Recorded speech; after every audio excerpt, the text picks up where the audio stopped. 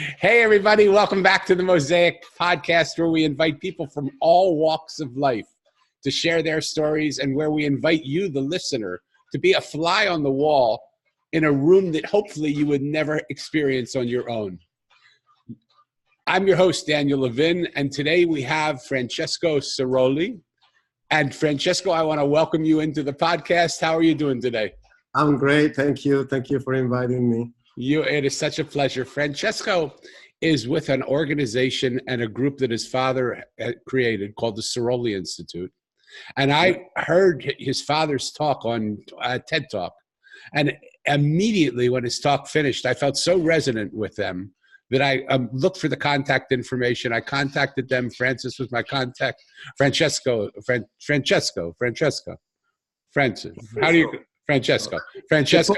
Francesco, yes. Francesco, like the Pope. Francesco is my contact, and we had one conversation, and here we are, but I just love this guy to bits. So if you're ready to jump in, let's jump in. I am in. You are in. That's how we were from the day one. What was your favorite thing to do as a kid? Look, everything that I remember as a kid was playing sports, any kind of game. I was not interested at all in books, in school, in girls. Until I was 18, I considered myself a sports guy, always been, running around, and that's it. Didn't have any other interest whatsoever. And so what sport was your favorite sport? Well, I started with football because it's a religion as equal as Christianity here in Italy. So everyone has to play soccer, but we say football. Soccer is something else. Right.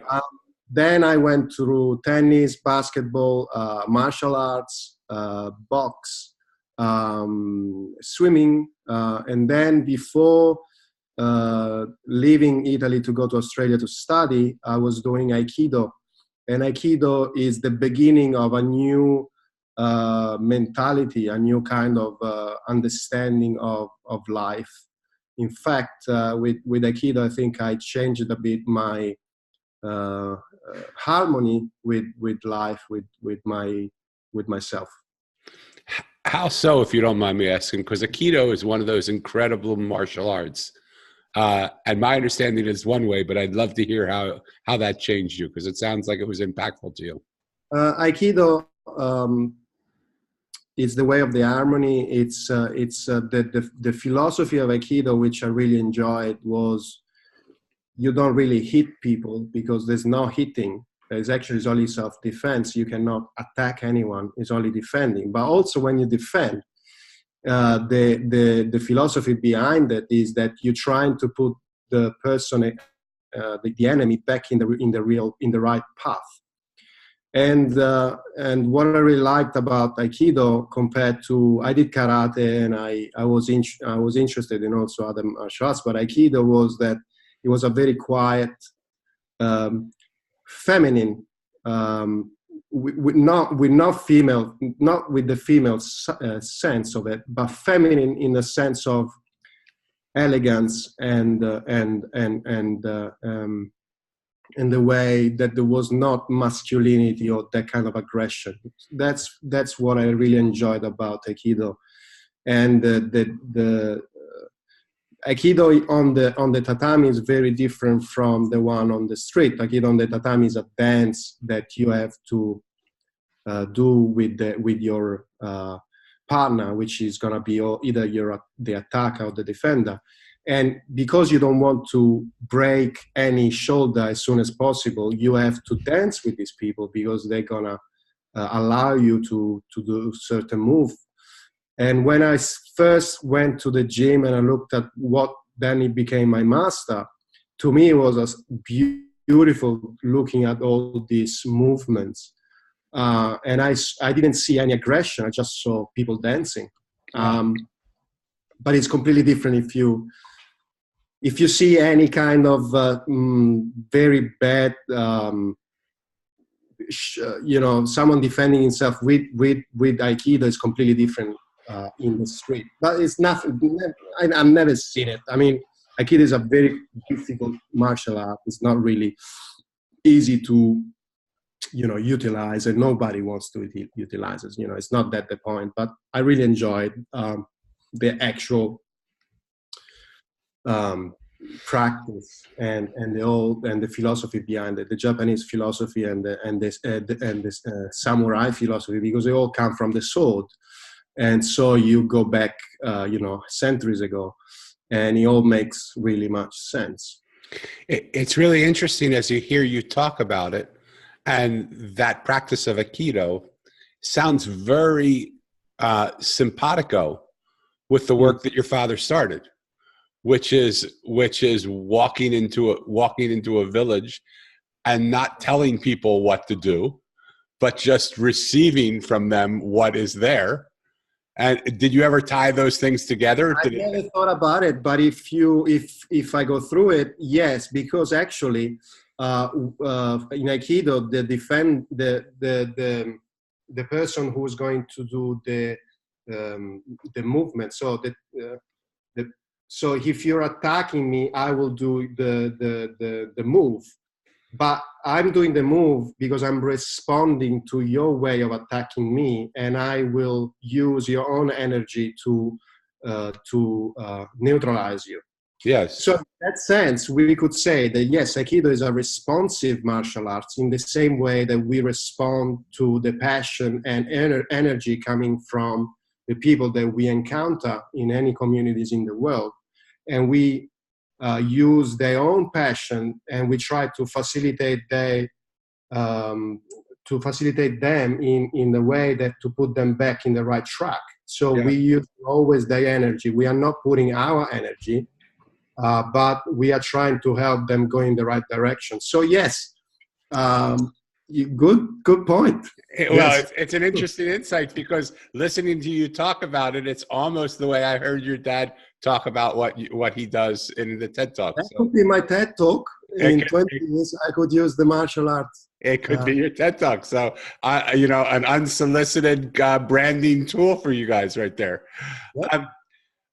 Fabulous. I love that. And so, as you were growing up as a kid, was your dad already involved in what he was doing? How, or did he just? So my relationship with my father is a bit complicated. I'm not going to really go deep into here, but my father, when I really got to know my father, I was 15, and I remember going to US to visit him because I was living in Italy with my mother. And when I was a teenager and I first went to see him in US, I actually had a chance to talk to him. For 4 days, we went for a road trip in the Midwest. So we were in South Dakota and South Dakota mostly, Minnesota, North Dakota. We went to the Badlands, Mount Rushmore, and we went to different places. I got to, I drove a bit. I was 15. In Italy, you have to drive at you're 18, but I was very happy to drive, and he made me do a few things. Right. But when I was 15, I remember starting to get to know my father's philosophy of life, and which is basically what he's doing right now. I mean, he hasn't changed a bit. His philosophy is humanistic philosophy, humanistic psychology. All his work and passion is based on this kind of approach. And since I was a teenager, he started indoctrinating me like the priests do with the young boys in a Catholic school. He was doing the same with me, without the touching the priests do. Thanks for answering the unasked question, right? And so since I was 15, so now I'm 38, it's been, nearly 25 years that I know where it comes from. And I actually then did psychology myself. So in his own university in Perth in Western Australia. So I actually then ended up looking up looking upon him. That's probably how you say it. Yes. Because I agree with most most of things that he says about how humans should live, and personal development, and I agree with all that, and also his methodology in entrepreneurial development, the way we work in the institute is fascinating, and I believe in the methodology, and actually works. I'm not evaluating anymore because I know already that it works. What I can only do is probably try to bring the methodology to the next level for the next 30 years without his presence, but the actual foundation is perfectly sound with and it's been working fine. So before we get there, let me just close up this one loop. So when did you start your Aikido, and when did your relationship with meeting your dad again really start? So I started the same time? No, I started Aikido when I was 18. He actually was doing, when he was a young guy, he did judo. And judo is very similar. He still uses the same kind of idea. I mean, the judo is not kicking and punching, is waiting for someone to attack you in order to, to send him. Give him a flip. Aikido is kind of similar to judo. They're different approaches, but they're kind of similar. So I started Aikido when I was 18, and I was starting to talk to my father, more as a grown-up when I was 15, 16. I started to go to US quite often to visit him. So he was probably indoctrinating me also in the martial arts department, but I was in love with Steven Seagal as of course. So that guy was, there was nobody doing judo in TV. So right. Steven Seagal got me. So what it's interesting to see is through your words, your dad's indoctrination of you, but also sort of the inherent way that you were living your life. We're starting to maybe blend a little bit, and that you were in some ways your father's son, because some of his philosophies were already your philosophies that he was just bringing out in you. Or did he really change your way of thinking? That's a good question. I believe I would not know what I would not have the same foundation without him, like I would not have the same education without my mother. We are nurtured by our parents and relatives and whatever happens in a household. And my father is it was definitely an important figure, and he gave me a strong philosophical upbringing. But my mother gave me as much. Maybe not in the philosophical side, but how to live my life, how to be educated, humble, relationship with money, or, responsible about school problems that I had. So, So Tony Robbins always talks about one of your parents being a bigger influence in your life, or being the one that you really look to please and make happy. Who do you think that was? Because it sounds like your dad was a big influence and your mom was a big influence. Who was the one? With my mother, and so I give my mother. I'm used to my mother, so probably I underestimate the influence of my mother, and I overestimate the influence of my father, because my father, I never lived with him. Interesting so my point. father was this kind of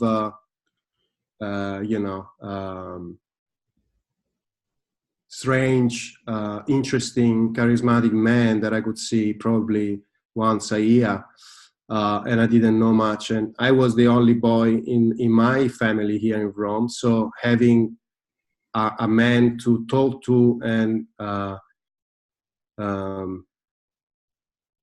relate with, it's something that for a kid it's probably you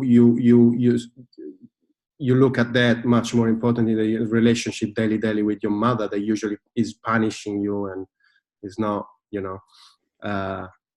it's a different kind of relationship. So now that I am a bit older and I know my father being better, there is not that kind of who is this man. It's something different.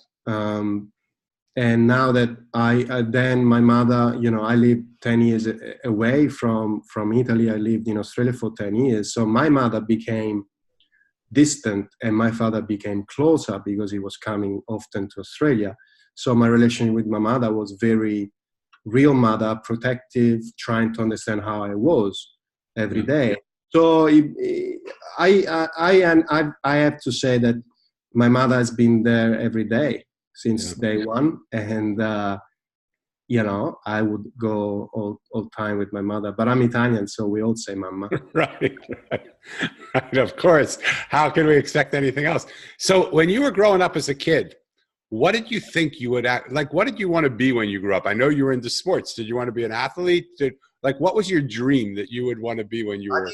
I did not want to study math. That's it. I don't remember any. I always admired, since young age, I always admired my friends who knew what they wanted to be. I always admired them. I was like, how in the hell do you know already what you want to do? And I have these friends. One is a journalist, one is a doctor. They knew since before high school. Do you have middle school? Yeah. Since they were 12, they knew already their path. Wow. And I was astonished. I didn't know anything. I remember going into psychology at university because it was one of those degrees. There were lots of women and there was no math to study. There was statistics, which is okay. But that was my choice. It was very pragmatic. So wow. I didn't have any kind of path sorted out, really. I know exactly your feeling because I have a stepdaughter who from the moment, I'm going to say from early on, 3, 4, 5 years old, she knew she wanted to be a brain surgeon. And she knew that it was like in her and I didn't know her in those days, but when I met her, that was clearly, I met her about 9 or 10. And that was clearly, she said, this is my path. This is what I'm going to do. And it's interesting now for me because as the world is changing and as AI is becoming more prevalent in the world that we live in, that brain surgeon that she wanted to be then is going to be a totally different brain surgeon now because there's going to be using robotics and things like that, which is really interesting by the time she gets to the place where she's going to do that. So it's interesting to watch, even as people know what they want to do, how those things can change over time. So what was the one thing that happened? What was that piece that connected you to get to be in the place that you're in now, where you're now, from my understanding, you're working with your dad, you're looking to how to grow what he's doing into the next generation. What was that connecting piece that came into place? Look, the first thing is that because I didn't know what I wanted to be or who I was, my research was reversed. It was who I don't want to be. So right now, I'm from adulthood, let's say 21, when I moved to Australia and I started being by myself, studying, working, doing experiences, I started to put down a list of things that I did not want to be. So I ended up understanding more about myself by understanding who I was not, and then I was working in Italy, and my father was, I was always being fascinated about the methodology of my father. Then I started to understand that I enjoyed being, I was enjoying in my previous work, I was enjoying being a manager, an organizer, I was good at improving business in that part, in that kind of in what I was doing before. So I knew that the methodology was already invented, luckily enough. So probably my job was going to be only to try to keep it or improving the business, not the methodology, which is different.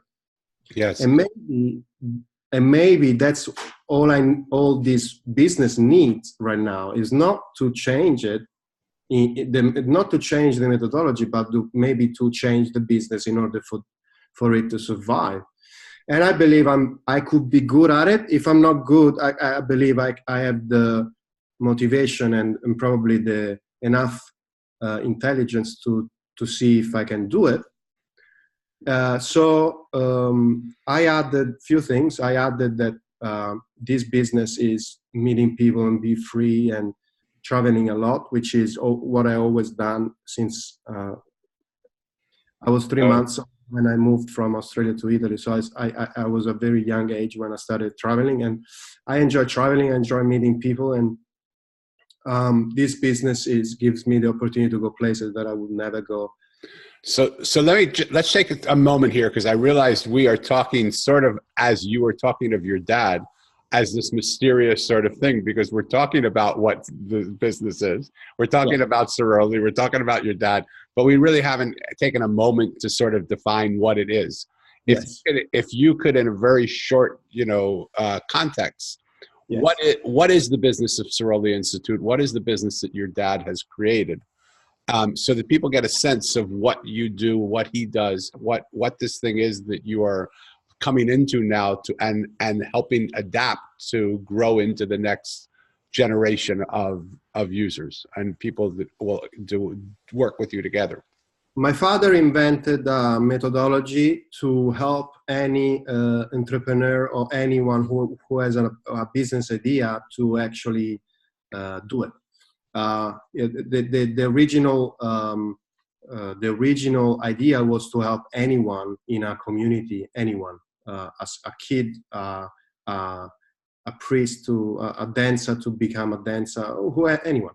But so he invented this profession called enterprise facilitator, and basically is a guy or a girl in a community, in your local community. Be free for you to go and talk to about your dream, your idea, and this person helps you for free in confidence, one-on-one, as long as it takes to do anything you want to do. So he started that in the 80s in Australia. Then what happened is that we became, I say we, but he became a trainer of these people. So we go everywhere around the world where we get invited. We go and train someone local to become the enterprise facilitator. And this enterprise facilitator is supported by a local group of volunteers who support the enterprise facilitator to support the client. And the client might be, someone who wants to open a restaurant and doesn't know how, and maybe needs a place to open the restaurant in the center of the city, and the facilitator will try to find the solutions. He's not going to recommend anything. He's going to introduce people and link know-how to the client. That's it. So talk for a minute about that three legs of the stool approach, because yes. I think that's what's so beautiful about the system, is this assumption that one person has to do everything when one person can't. There is a myth that the entrepreneur is someone who's able to invent and run a business on his own, on her own. Actually, usually it's a he. Usually the super entrepreneur is a he, and he's very rich and very young and very good at everything. Bill Gates and Mark Zuckerberg and Edison and Henry Ford, they're all these super human beings. Actually, my father. Hold on, for all those she's out there that are putting their back up right now, that was what the model of that was the model where men were doing that. Now I want to just invite everybody to realize women can be have that same place, right? Absolutely. What And we that you're said, not saying it's one or the other. It's just the media is the pitching, depicting. The super entrepreneur usually as a he, not as a she, because we are better. But it's not like that, because none of the successful businesses ever existed were started by one person, either boy or a girl. So when we started working with entrepreneurs, and we now been working with 60,000 entrepreneurs around the world in 400 communities, so it's a universal experience. What happened is that none of these people had the same passion to do everything in the business. And at the beginning of a business or a startup or an idea, you always have to have a great product, a great marketing, a great financial management. What happened is that nobody can do all these three things equally as good. Neither they are passionate equally about those three things, because it's not about knowledge, it's about personality. If you have a marketing personality, if you like people, if you like to talk to people about the product, you don't want to be in the laboratory working on the product every day. You want to be outside the street. So there is a personality collision. So when we talk to clients, we simply say, what do you love to do out of these three? You have to pick one, because you need to have a team in order to even start talking about business. If it's just you, it's not business. It's probably a hobby if you are happy about it. So to us, a company is a company in the sense of the terminology. It's companionship, is people together. And usually the big mistake of the small entrepreneur, someone who has a passion for something, it's usually to think that they need to do everything by themselves. Yeah. So we try to fix that mistake as soon as possible, to say, great, you love to do the product, you're a great violin builder, but you need to find someone who's going to sell you, who's going to find the market for this product. It's not going to be you, because you're going to be busy every day, and happily busy, because that's your passion, working on building those things. We need to find someone who's telling you how much you have to spend or sell it for, and someone who's actually going to find you the market. So with this methodology, they come to us to talk. We don't initiate, we don't motivate anyone to talk to us. But when they come to us with a problem, we have a little diagnosis to say, what are you doing right now? Well, I'm doing everything. Well, probably that's why you're probably going bankrupt in 3 months. So maybe if you want to work with us, you need to have a team. And if you don't know anyone, we'll help you find someone. I can imagine entrepreneurs listening and just going, how do I get in touch with you right now? Because it's such a lonely reality. And the reality is that it's overwhelming, because how can one person have all of those skills? And what I loved about what you just said, and what I heard in your dad's TED Talk, was this idea of, you literally, in my words, not yours, create a mosaic of business. There is no one piece that can create the totality of the mosaic. But when you start bringing pieces together, and each piece loves what it's doing, then that mosaic just continues to expand and grow. Because passion for any product, or passion for any service, or passion for any sales, or marketing, or passion for any of that, is going to ignite passion all around the mosaic. And it's going to just continue to attract pieces to it that grow. So what do you say to the entrepreneur who's listening right now? First of all, and we are going to get your information out to people, so undoubtedly, because I'm sure you're going to get calls. But what do you say to the entrepreneur now that says, well, I'm just struggling, I can't even afford to pay myself, I don't even know where the money's going to come from, how do I get these guys involved, how am I going to hire a team? I know a team would help me, but I have no idea how that team is going to come into place. What would you say to them? How does that service work? How do you guys do it?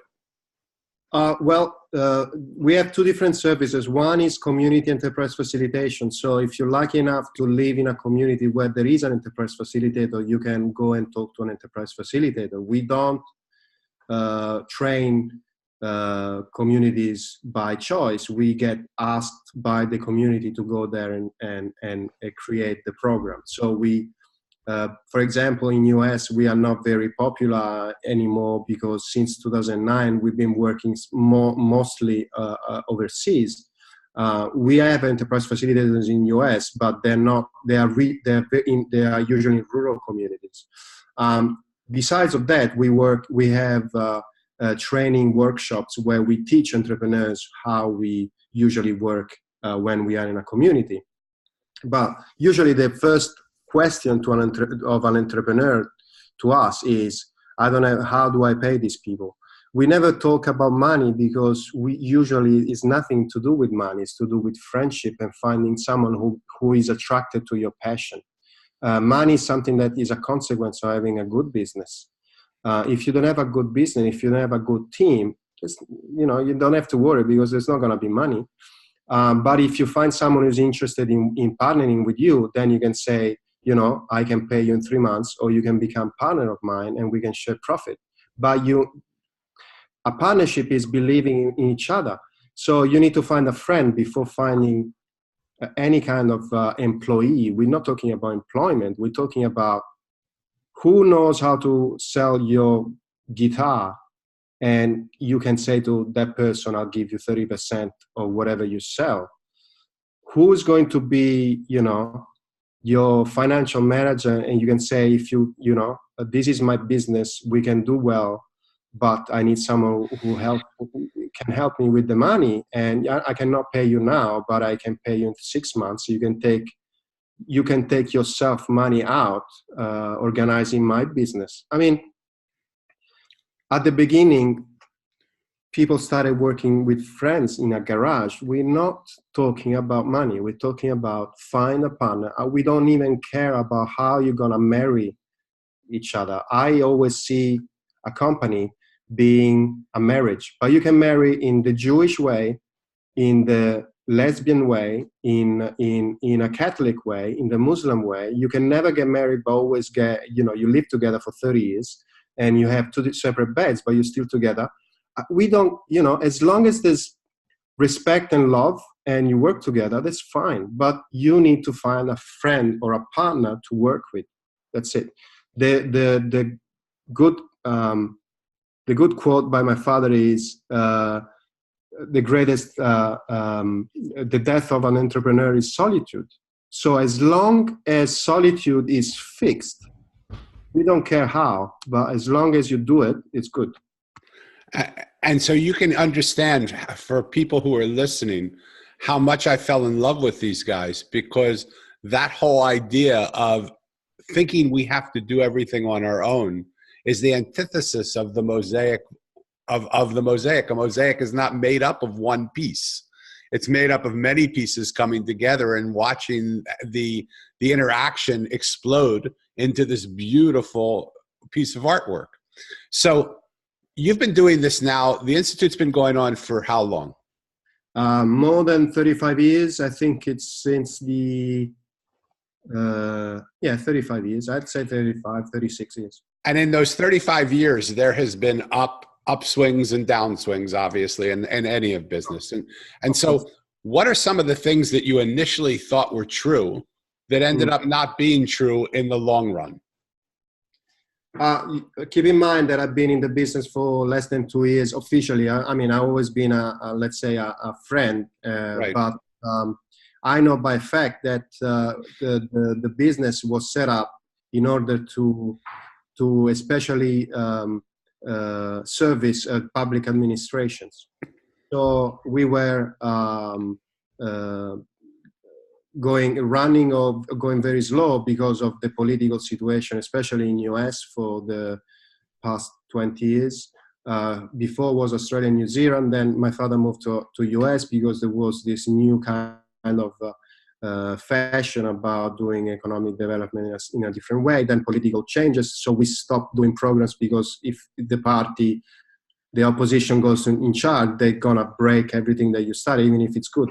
So probably the first assumption that was not say wrong, but was preliminary, was to believe that we were only going to service public administration. That was wrong, because after the TEDx by my father, we are now working mostly with private corporations in corporate social responsibility, trying to do impact community development in a different way, in a better way, in a sustainable way. Or we're working with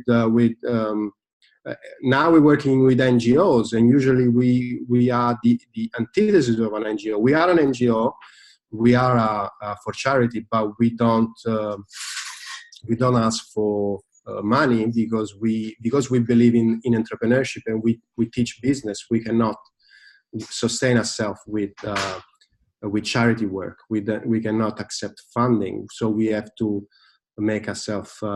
We have clients and we need to invoice people. But now we're working especially with private corporations, NGOs, foundations, and private people who come to our training and get some results. And then if they want to do some private tutoring, we after the 3 days workshop, we do some follow-up to see if they need some support in applying what they learned in the workshop. We can do that. So now it's changing, but I believe this methodology could be applied in universities, could be applied in high schools, could be applied in Starbucks coffees. You can have an enterprise facilitator, reading a book in a coffee shop, and you get in and you talk to that guy, and that guy is an employee by Starbucks, and you talk to him because it's a service of the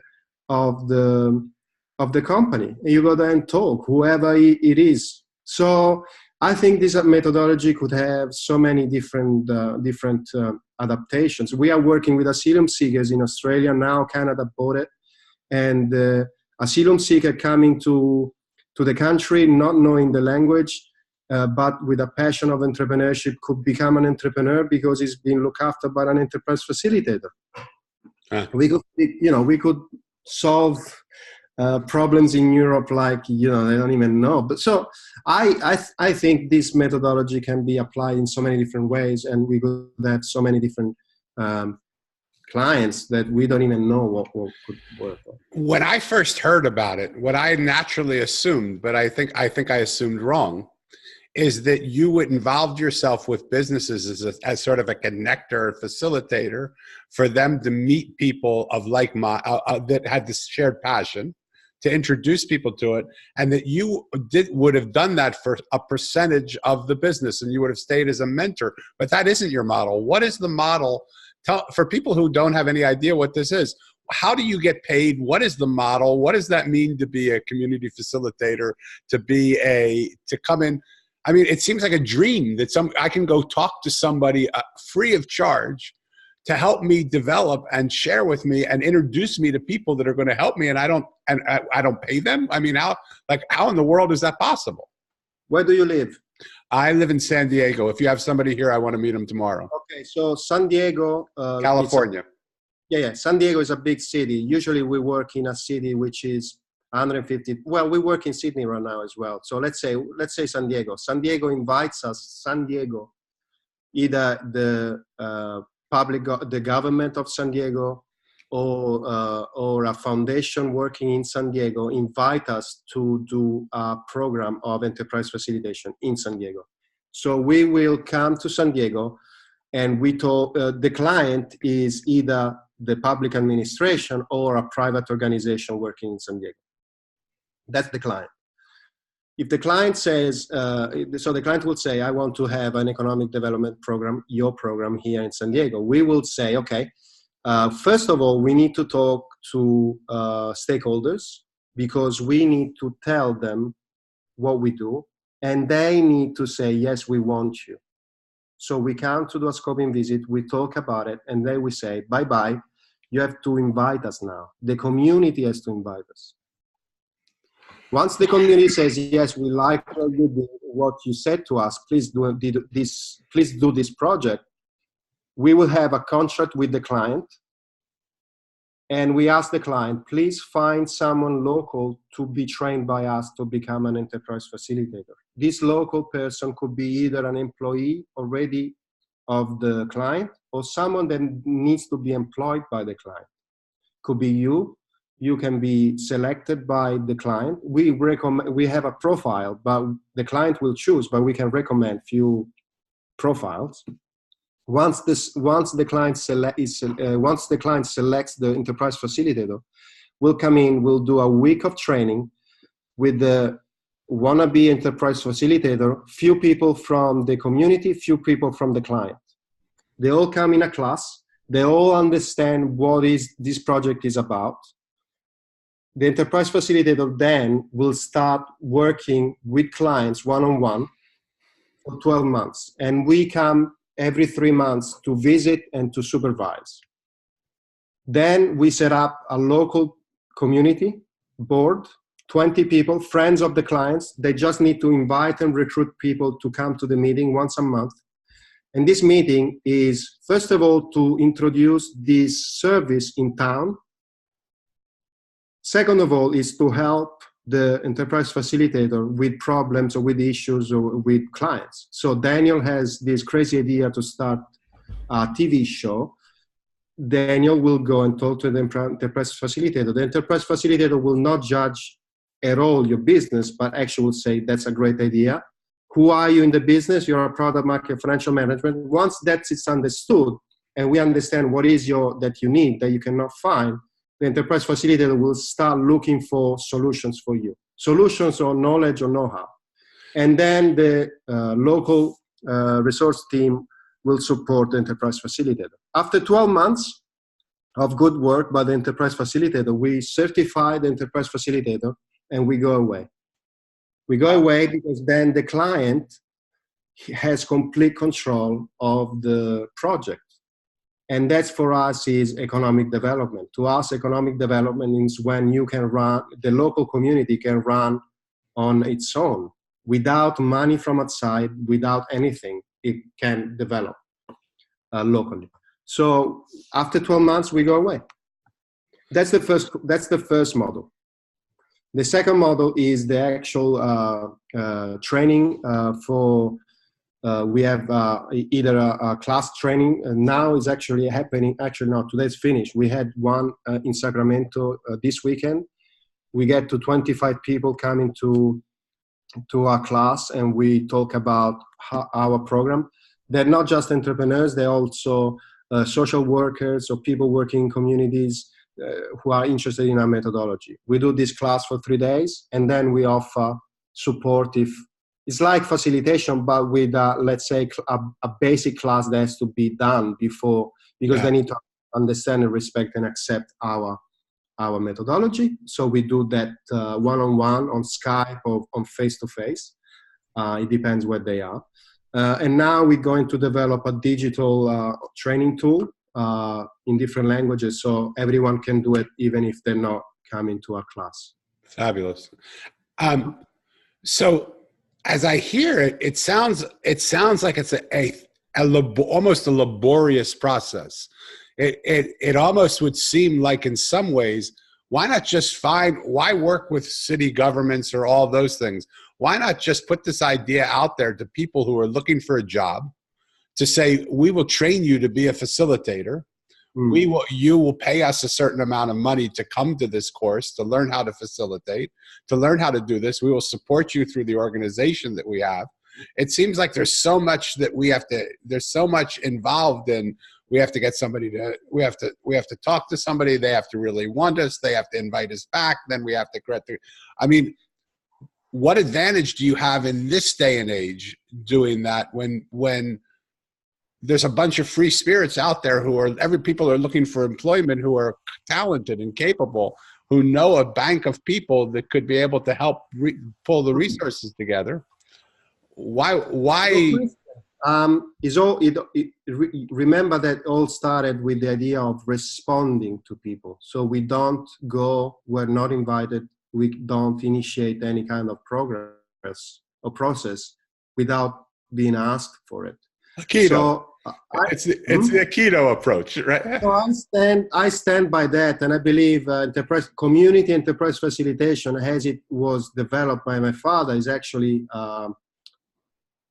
should not change in any way. I believe we should be invited to any community before even trying to push our methodology. We should be invited.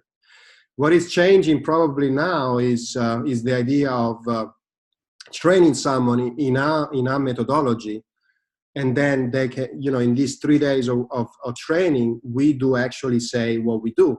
So that's a way of people, even if they are not entrepreneurs, but they are coaches, for example, who wants to talk with entrepreneurs, to have a methodology.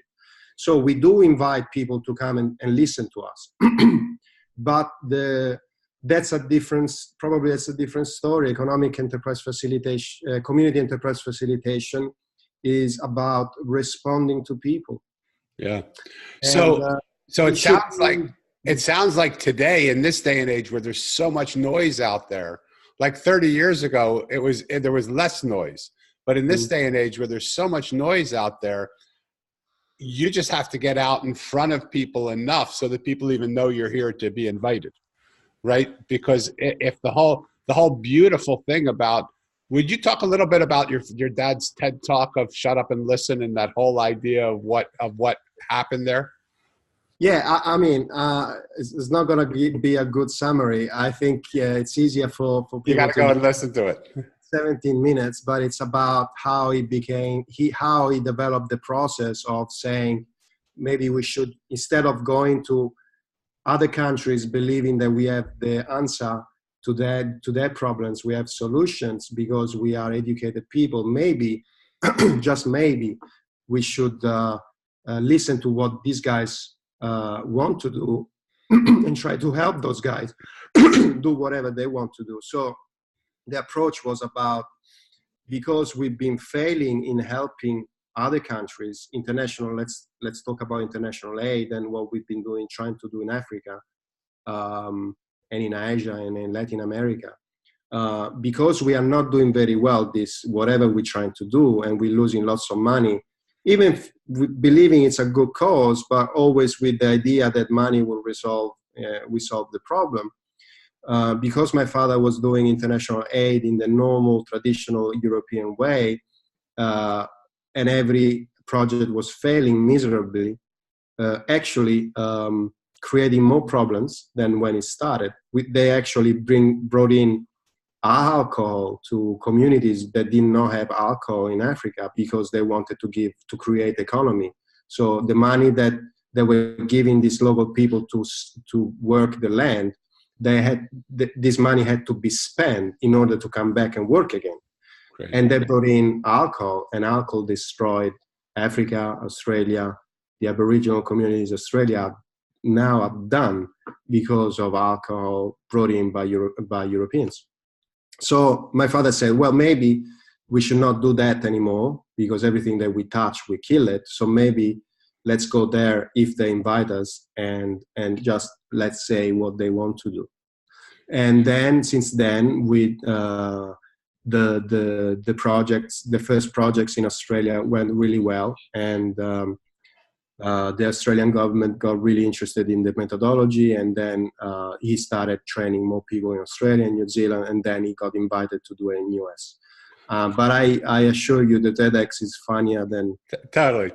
It's more interesting than what I'm saying. And we'll put the link to that TEDx, but when I heard that, and when your summarization, you can only imagine, because I want to start this thing called the Damn Club, the $1 a month club, where we actually listen to the voices of the people that don't get to speak, where we go into communities and we ask people to start to communicate with each other about how to find solutions. It was so in resonance with what I want to do with that $1 a month club that I asked Francesca to be a part of this and to see how we can work together. And we're still sort of figuring out, we need probably one of your community facilitator people to figure out how that's all going to work, right? But it got me so excited. So there's so much simpatico with what you're doing and what I believe I'm about to do, that I just want to support you in any way I can. And one of the ways I want to support you is just by getting the work that you're doing out there in front of people. And we will link your websites, and we will link the TED Talks, and we'll link any information you want to have as to this, because I can't support these guys enough in the work that they're doing. So as we wind down, I want to just get a few questions in, okay? And one of the things I always ask people is, is there something I should have asked you that I didn't? Is there information that you really feel like you still want to say that you didn't get a chance to talk about? No, not that I think of. I think no. Let's say no. Okay, wow, I did an okay job. I love that. Okay, so if you could say one thing to the world, one thing. I need wine. Okay, you need wine. That might be what you say. Okay, if you could say one thing to the world, yes, without anger, but that you would just have a message for the world that you could give them right now, what would that message be? Before we started this interview, you told me that you were going to ask me something about what you believe in that people disagree with you or something like that. Yeah. Okay. So I've been trying to, Ayn Rand. Did you read The Fountainhead by Ayn Rand? Yes, a long time ago. Okay. I really believe in selfishness, but not my belief of the world selfishness is a very positive one. I believe people should do what they like to do in respect of everything of people around them. Love that. I believe people should do what they love to do and not being altruistic, which is, in my view, losing yourself in order to accommodate and make other people happy. I believe the heroes are very selfish people. They are doing it because they want to do it. So in my view, selfishness is the healthy way of doing whatever you want to do, and without losing respect or anything. But selfishness to me is a very important word. I love it, because what I look at all my life, I found people find what they are looking to find. And most of the world is looking to find money and financial success and all that. And most of my friends, I was able to mix with people that were really wealthy people and really poor people. And so I got a chance to see a lot of different types of people. Most of my friends are making millions and millions of dollars. And they would look at me over the course of time and say, you've had so many opportunities to make so much money.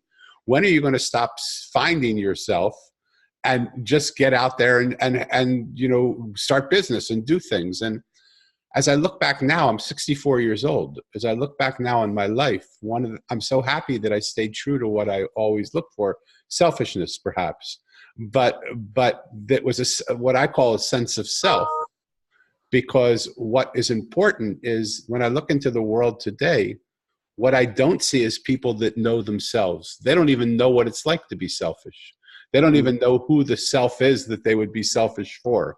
And it's not that I want this and I'm not going to give that to you, but it's knowing a sense of self. If I get what you're saying correctly. Yeah, I think this actually selfishness has a negative connotation, and I understand the negative side of it, which is not what I'm talking about.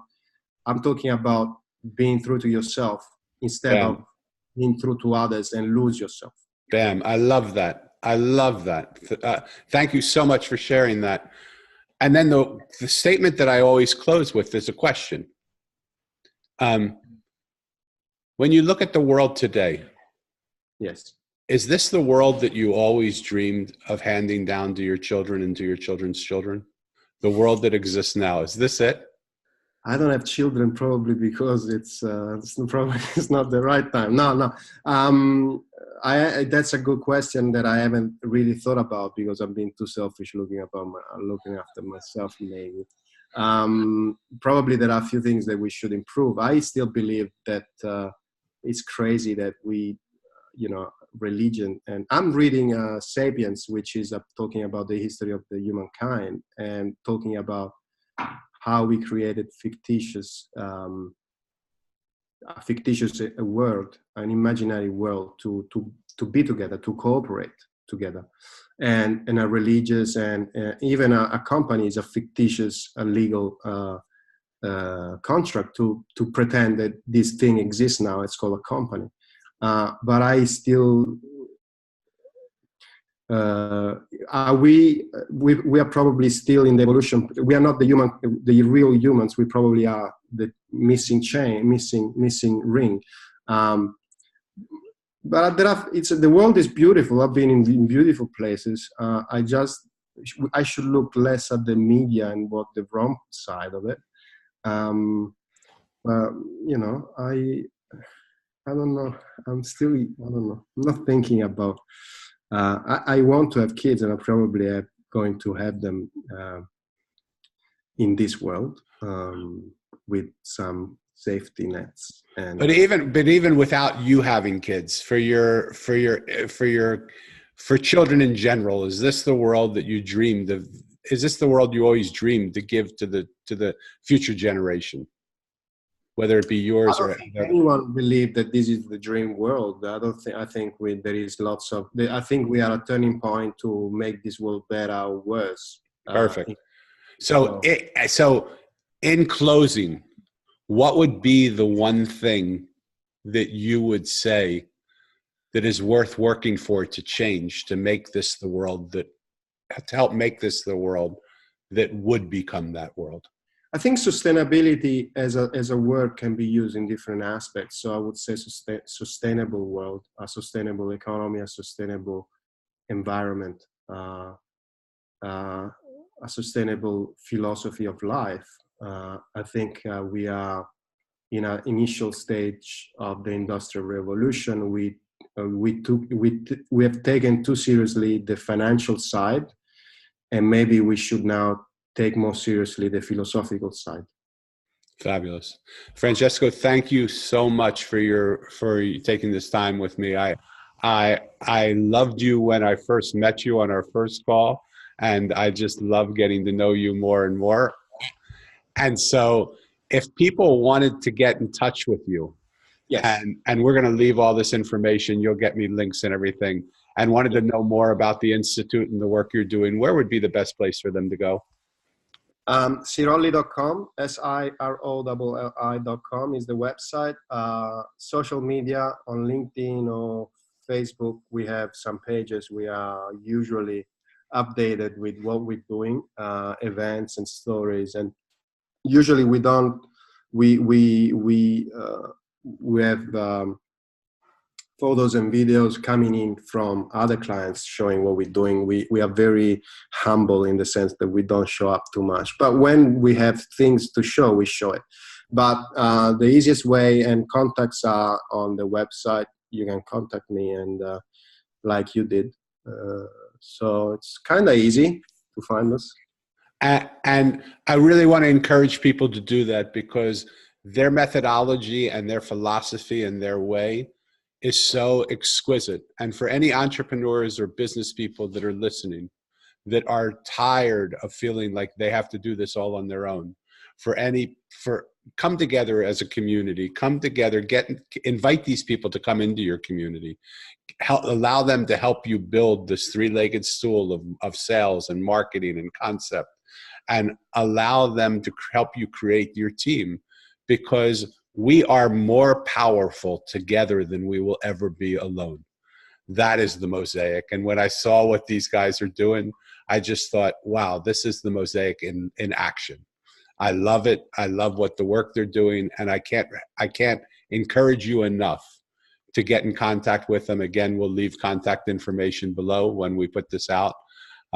Thank you so much for your time. Thank you for the work you're doing. And thank everybody who's listening for listening. Thank you. Thank you very much for the invitation. Absolutely. It's a pleasure. Okay.